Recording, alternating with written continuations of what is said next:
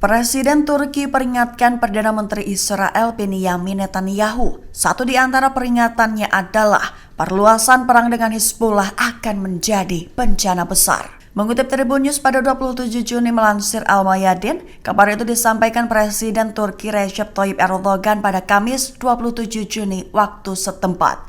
Erdogan menyatakan bahwa Turki mendukung Lebanon dalam perang ketiga melawan Israel. Ia bahkan juga menyerukan agar negara-negara lain di kawasan untuk sesegera mungkin mengikuti langkahnya. Erdogan juga menggarisbawahi bahwa rencana Netanyahu untuk memperluas perang justru akan menjadi bencana besar. Ia bahkan mengecam negara-negara barat sebagai sosok pemberi dukungan kepada Israel di balik layar. Selain itu, Erdogan juga mengecam perihal dukungan negara barat ke Israel tersebut sebagai hal yang sangat menyedihkan. Sebanyak 40.000 pasukan baru dikabarkan sedang disiapkan untuk berperang multifront. Mereka adalah pasukan baru Israel, buah divisi baru di tengah krisis personil menuju perang melawan Lebanon. Mengutip Tribun News pada 27 Juni melansir Walla, kabar itu mengutip pernyataan para pejabat Israel pada Rabu 26 Juni waktu setempat. Awalnya mereka menyatakan bahwa Israel kini sedang diliputi krisis lantaran kekurangan personil. Padahal saat ini rencana Israel adalah membuat divisi baru untuk melaksanakan tugas baru dan satu di antaranya adalah invasi Lebanon. Divisi baru itu akan dinamai Divisi David dan pensiunan Jenderal IDF Moti Baruch akan bekerja untuk membentuk divisi tersebut. Dijelaskan tugas-tugas dari Divisi David itu termasuk pengamanan perbatasan dan tepi barat serta perang multifront di masa mendatang. Divisi yang akan dibentuk tentara itu meliputi prajurit pria dan wanita yang telah mencapai usia pengecualian, relawan, dan kaum Yahudi Haredim. Israel dikabarkan telah menyulut konflik baru dengan negara Mesir.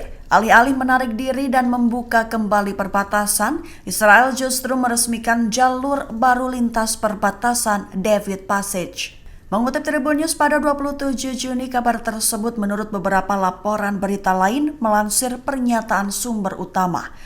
David Passage adalah sebuah rute darat baru yang ditempatkan di dekat perbatasan Gaza Mesir, seolah menjadi pengganti titik penyeberangan perbatasan Rafah Karim Shalom.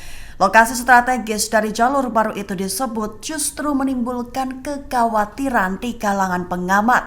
Bahkan kritikus dan faksi-faksi Palestina termasuk Hamas mengutuk tindakan tersebut, serta menuduh bahwa tindakan itu bertujuan untuk memfasilitasi pengusiran warga Palestina secara bertahap dengan kedok pengaturan kemanusiaan. Israel dan Hamas berperang lagi. Terbaru serangan peluru dari tank-tank IDF dibalas dengan peluncuran roket anti-tank dan bom mortir. Mengutip Al-Arabiya pada 27 Juni melansir sumber utama, aksi Hamas Israel itu telah terjadi pada Rabu 26 Juni pagi waktu setempat. Lokasinya berada di lingkungan Tel Al-Sultan di Rafah Barat. Intensitas pertempuran sengit dilaporkan meningkat, di mana tank-tank IDF berusaha memaksa warga Palestina menuju utara. Namun Hamas dan Jihad Islam menyerang pasukan Israel tersebut dengan roket anti-tank dan bom mortir. Dilaporkan oleh petugas medis bahwa akibat dari serangan Rabu pagi itu adalah 2 warga Palestina tewas. Di satu sisi, militer Israel mengklaim bahwa serangan itu berimbas pada kemartiran seorang militan Hamas yang terlibat dalam penyelundupan senjata melalui perbatasan antara Rafah dan Mesir. Ketua Dewan Keamanan Nasional Israel, Shaji Hanebi, menyebut bahwa Hamas benar-benar tidak bisa dihilangkan.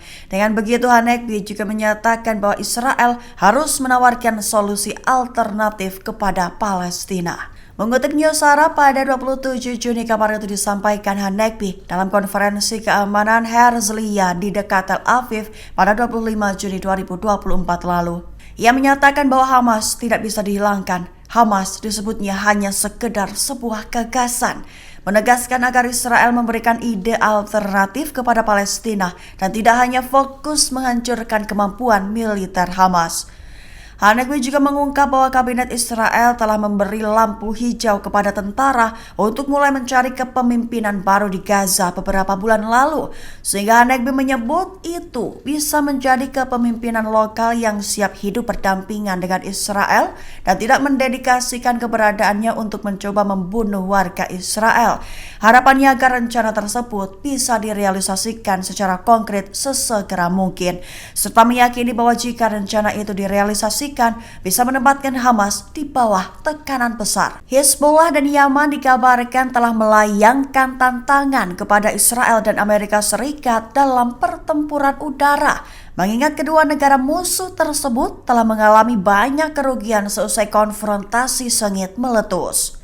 Mengutip Al-Mayadin pada 27 Juni, kabar itu disampaikan oleh para ahli kepada Breaking Defense beberapa waktu lalu. Hizbullah Yaman telah melakukan serangkaian operasi. Satu di antaranya adalah keberhasilan dalam menjatuhkan drone musuh. Imbas pecahnya konfrontasi, IDF telah menderita banyak kerugian. Di antaranya kehilangan 5 kendaraan medium altitude long endurance atau MEL dan high altitude long endurance atau HAL Hermes 450, Hermes 900 drone hingga rudal. Sementara Amerika Serikat dilaporkan telah kehilangan 3 MQ-9 Reaper. Bahkan terbaru, Yaman juga masih terus-menerus menargetkan kapal Amerika Serikat Inggris yang merupakan sekutu Israel di medan pertempuran laut.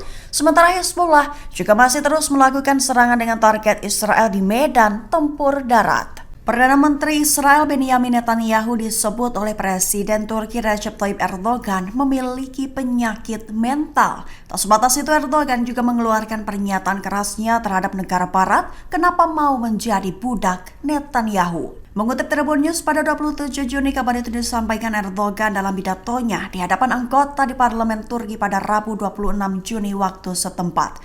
Perlu diketahui, lontaran kritikan pedas itu dikatakan Erdogan menyoroti langkah Israel yang kini mulai membidik Lebanon untuk menjadi lawan di medan perang. Sehingga upaya Israel itu disebut hanya untuk menyebarkan konflik menuju sangat berbahaya. Menekankan bahwa Turki berdiri di samping Lebanon melawan kebijakan agresif Israel. Tak sebatas itu, Erdogan juga mengkritik negara-negara mayoritas muslim lainnya yang dinilai gagal meredam aksi semena-mena dari Israel. Bahkan Erdogan menyebut bahwa dunia Islam bertindak sangat lamban dalam hal meredam konflik Timur Tengah.